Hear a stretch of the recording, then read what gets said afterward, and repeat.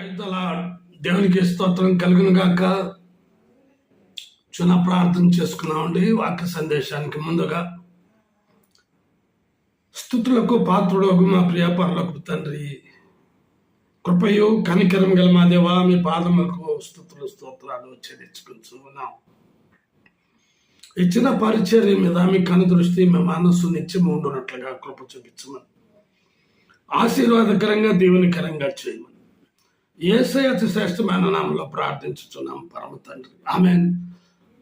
కీర్తనల గ్రంథం 107వ అధ్యాయం 20వ వచనం. ఆయన తన వాక్కును పంపి వారిని బాగు చేశాను. ఆయన తన వాక్కును పంపి వారిని బాగు చేశాను. 33వ అధ్యాయం, ఇదే కీర్తనల గ్రంథం 33:6 వచనం. ఆయన వాక్కు చేత ఆకాశములు కలిగాను. ఆయన వాక్కు చేత ఆకాశములు కలిగాను. యోహాను సువార్త 1వ అధ్యాయం. వాక్కు అనగా వాక్యం, వాక్యం అనగా దేవుని మాట, మాట అనగా దేవుడు పలుకుట, సమస్తమును ఆయన మూలముగా కలిగింది అని యోహాను సువార్త 1వ అధ్యాయం 1-2 వచనాలు చదువుతున్నాం. ఆది యందు వాక్యం ఉండెను. వాక్కు దేవుని యొద్ద ఉండెను. వాక్కు దేవుడై ఉండెను.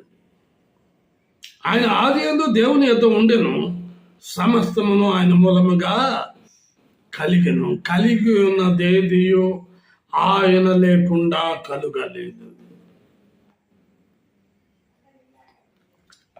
ఆదికాండం 1వ అధ్యాయం 3వ వచనం. దేవుడు వెలుగు కమ్మని పలుకగా వెలుగు కలిగెను. ఆయన వాక్కు. నీవు నేను చీకట్లో జీవించుట ఇష్టం లేక నేను లోకమునకు వెలుగును, నన్ను వెంబడించువాడు చీకటిలో నడువక జీవపు వెలుగు కలిగి ఉండును.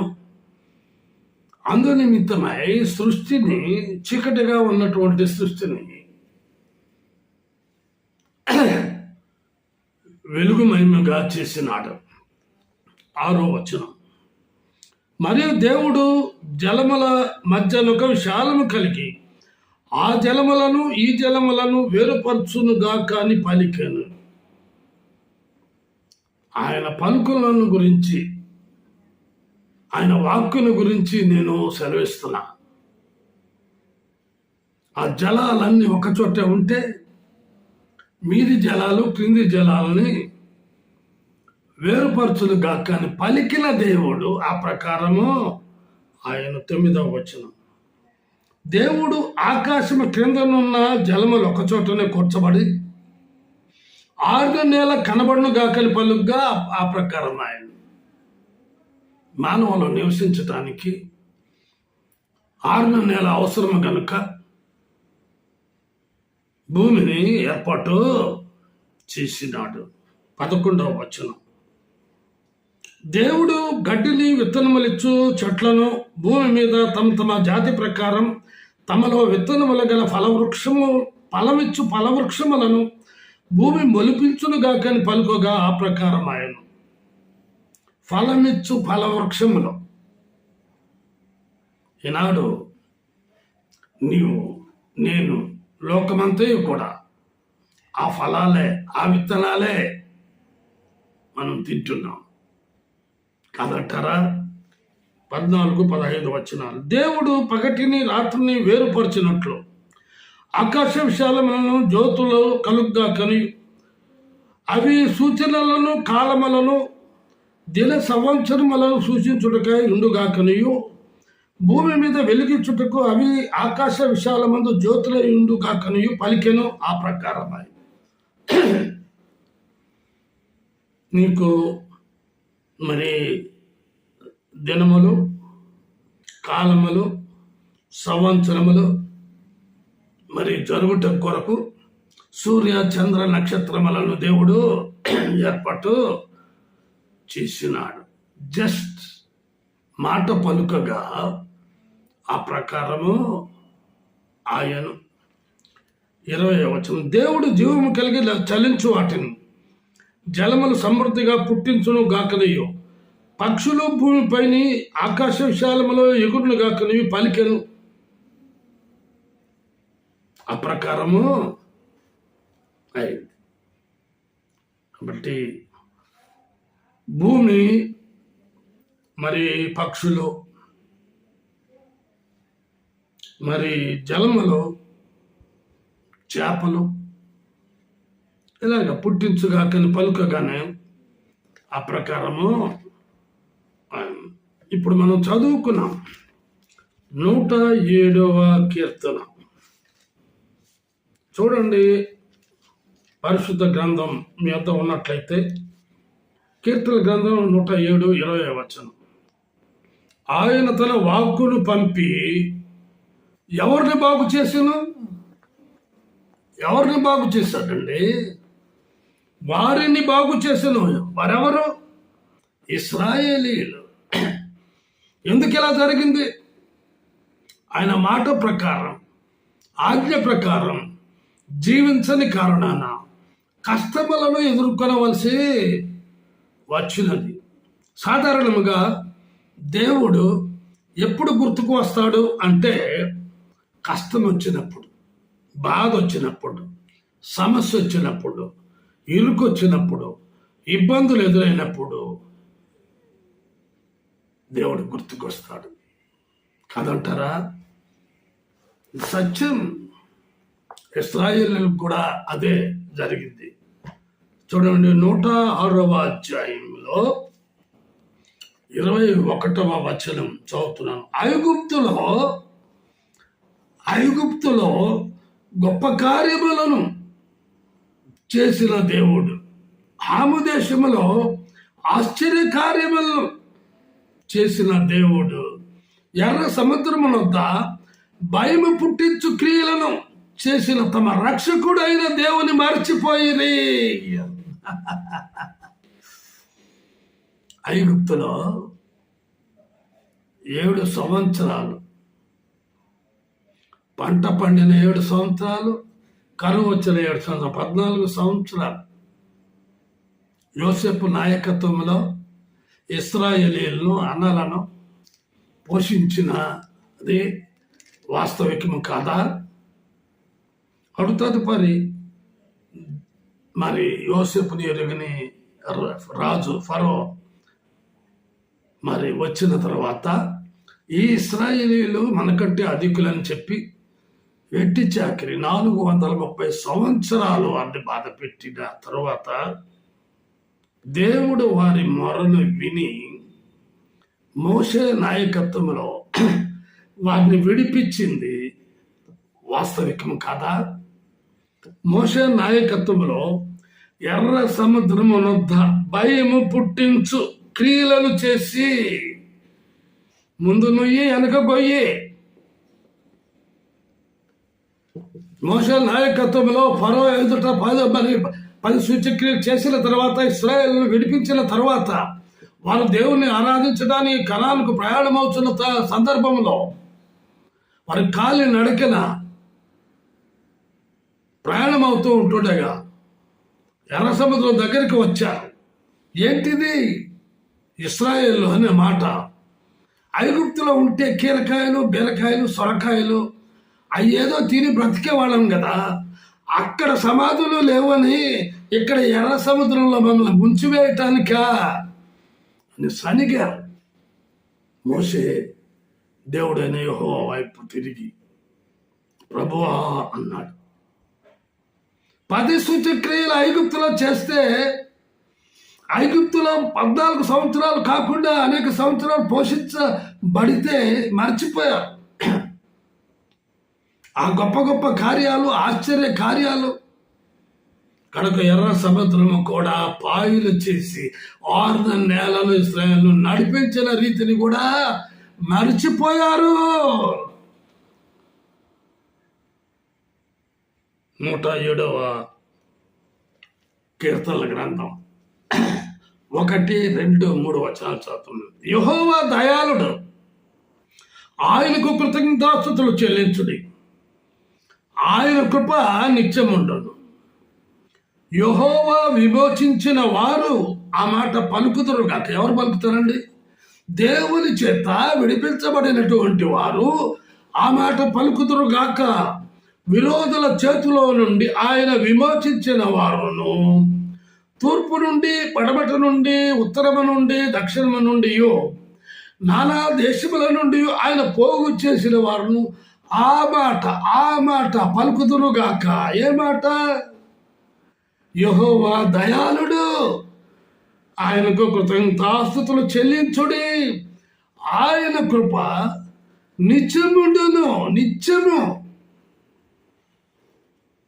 ఆయన శాశ్వతమైన ప్రేమతో నేను నిన్ను ప్రేమించుచున్నాను గనుక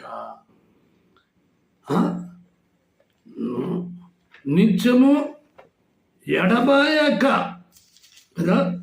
ఎంత స్పష్టంగా మరి దేవుడు సెలవిస్తున్నాడండి. చూడండి ఆ మాటలు అది చదువుతాను.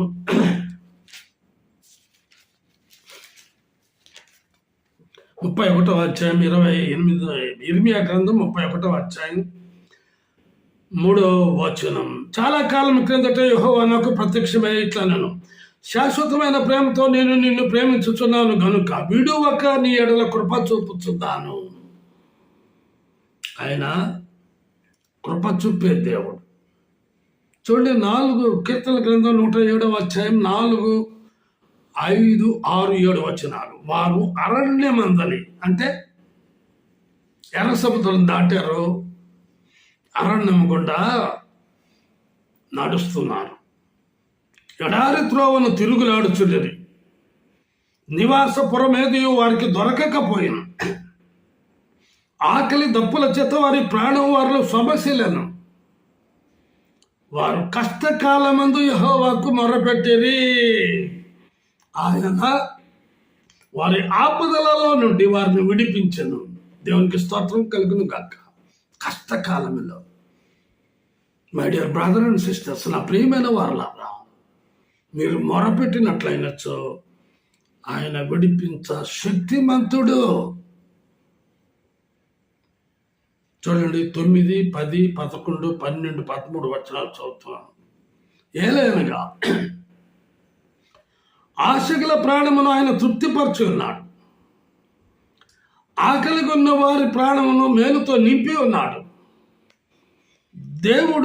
దేవుని ఆజ్ఞలకు లోబడక మహోన్నతుని తీర్మానమును తృణీకరించినందున బాధ చేతను ఇనుప కట్ల చేతను బంధింపబడిన వారై చీకటిలోను మరణాంధకారములోను నివాసము చేయు వారి హృదయమును ఆయన ఆయాసము చేత కృంగజేశాను. వారు కూలి ఉండగా సహాయుడు లేకపోయాను. కష్టకాలమందు వారు యెహోవాకు మొరపెట్టిరి, ఆయన వారి ఆపదలలో నుండి వారిని విడిపించాను. కష్టకాలం. యోనా సముద్ర గర్భంలో ఉన్నాడు. కష్టకాలంలో పోయి నినివే పట్టణానికి వెళ్ళి సువార్త ప్రకటించయా, అక్కడ ఉగ్రత జరుగుతుంది, 40 దినాలకి వారు మరి సమూల నాశనం అయిపోతారు, అగ్ని దిగి వచ్చి వారిని కాల్చి వేస్తుందని చెప్పమంటే ఈయన ఉగ్రత తెచ్చుకొని సముద్ర గర్భంలోకి వెళ్ళిపోయి అక్కడ చేరి మోకాళ్ళ మీద ప్రార్థన చేసి, ప్రభువా నన్ను క్షమించు. కష్టకాలం. సంసోను చూస్తే ఫిలిస్తీన్లు గడగడలాడుతూ ఉంటే అయ్యగారేమో దెలీలా ఒడిలో మరి తాన మరి గడుపుతూ ఉంటే కడుకు గ్రుడ్డివాడై కన్నులు ఓడబెరికి గుండు కుట్టించబడి కాళ్లకు చేతులకు సంఖ్యలు వేయబడి తిరిగిలేసిన వాడు అయిపోయాడు. అప్పుడు దేవుణ్ణి ఈ ఒక్కసారి ప్రభువా నాకు సహాయం చేయి, నన్ను బాగు చేయి, నన్ను విడిపించు, నన్ను రక్షించు అన్నాడా? దేవుని శక్తిని కనపరచు. నేను బ్రతకకూడదు, నేను నాజీరు చేయబడి ప్రతిష్ఠించబడినటువంటి వ్యక్తిని, అలాగను జీవించవలసిన వ్యక్తిని అలాగూ జీవించలేదు, నాకు ఇది తగిన శిక్షే. అయితే యెహోవా దయాళుడు, ఆయనకు కృతజ్ఞతాస్తుతులు చెల్లించుడి, ఆయన కృప నిత్యం ఉండును. దేవుణ్ణి జ్ఞాపకం చేసుకున్నాడు, ఆ దేవుడు కరుణించాడు, దేవుడు శక్తినిచ్చాడు. 3 అంతస్తుల భవనం, 1000 మంది సర్దారులు ఆహ్లాదకరంగా సంసోను బలి ఇవ్వాలనుకుంటే సంసోను చేతిలో వారు మరి ఇచ్చినటువంటి 2 స్తంభాలు తను ఒక భూకంపము వచ్చినట్లుగా కదిలించి సర్దారులో తను చనిపోయారు. దేవుడు సహాయం చేయలేదా? తను కోరుకుంటే విడిపించేవాడే, కానీ పశ్చాత్తాపడ్డాడు. ఎంత తప్పు చేస్తున్నాను, ఎటువంటి ప్రవర్తనతో జీవిస్తున్నాను, ఏ విధానంలో దూషిస్తూ ఉన్నాను, ఏ విధానంలో నేను నడుచుకుంటూ ఉన్నాను. దేవుని బిడ్డలే కదండి చేసేది, వేరే వాళ్ళు చేస్తారా? అన్యులు వస్తారా?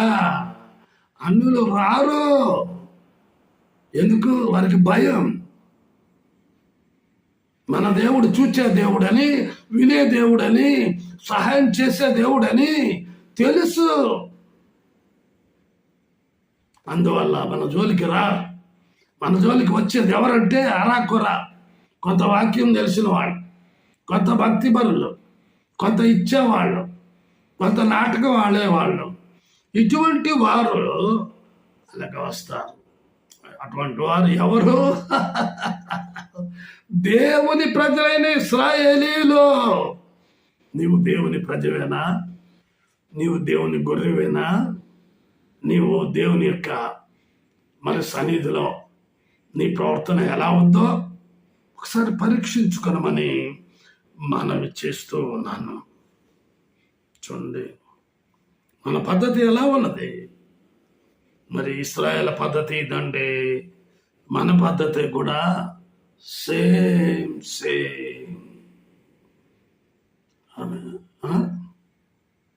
ఆ సేమ్ పోయి షేమ్ అయిపోతున్నారు, అవమానాలకి గురి అయిపోతున్నారు కాదంటారా?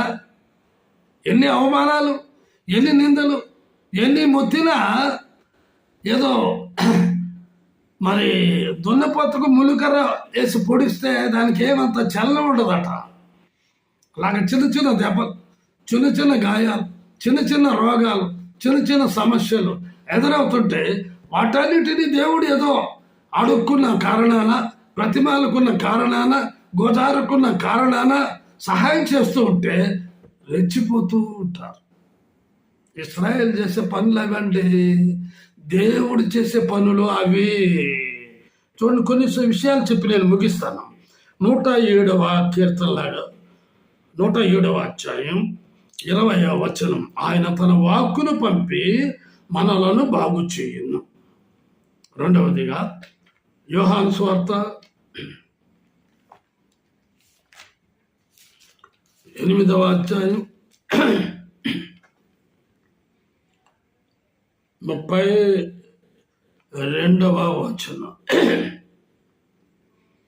అప్పుడు సత్యము మిమ్మల్ని స్వతంత్రులుగా చేయును. సత్యం అనగా వాక్యం, వాక్యం అనగా దేవుడు, దేవుడు అనగా ఆయన వాక్కు.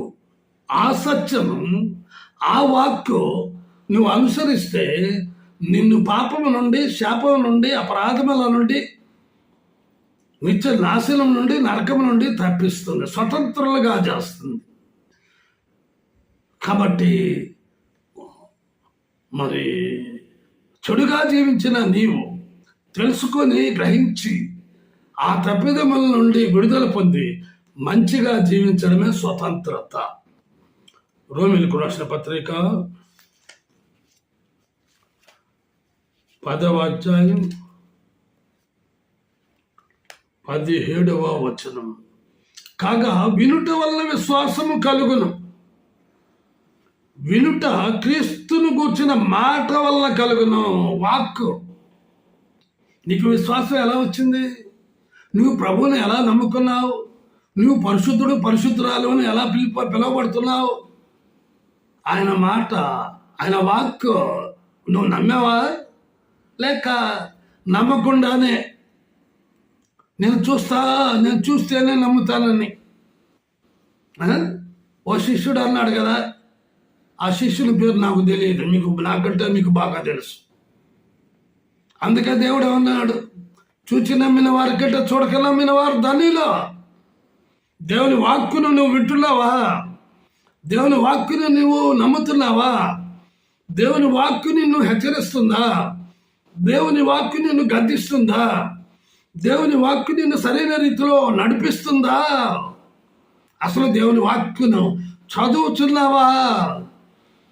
నీకు ఇష్టమన్నప్పుడు ఒక 4 లైన్లు, నీకు కష్టం అన్నప్పుడు ఒక అధ్యాయం, నీకు బాధ ఉన్నప్పుడు.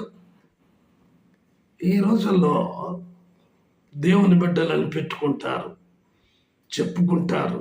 దేవుని వాక్యానికి చోటు లేదు, దేవుని వాక్యాన్ని చదవరు, దేవుని వాక్కును సరిగా వినరు.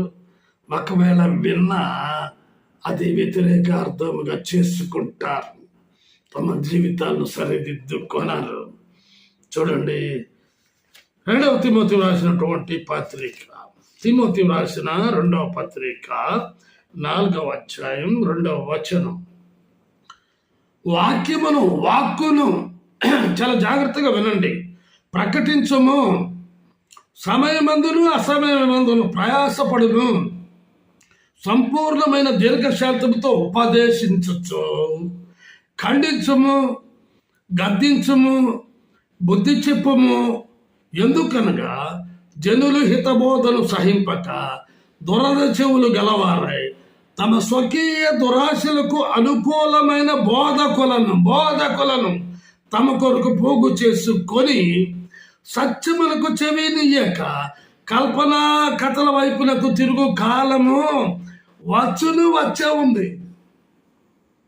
హెచ్చరించే బోధకుడు అవసరంలే, గద్దించే బోధకుడు అవసరంలే, బుద్ధించే బోధకుడు అవసరంలే. ఏంటి, మమ్మల్ని గద్దిస్తున్నావు, మమ్మల్ని హెచ్చరిస్తున్నావు, మాకే బుద్ధి చెప్తున్నావు? ఇది నా మాటలు కాదండి, ఇది దేవుడు చెప్పిన మాటలు. అపొస్తలుడు పౌలు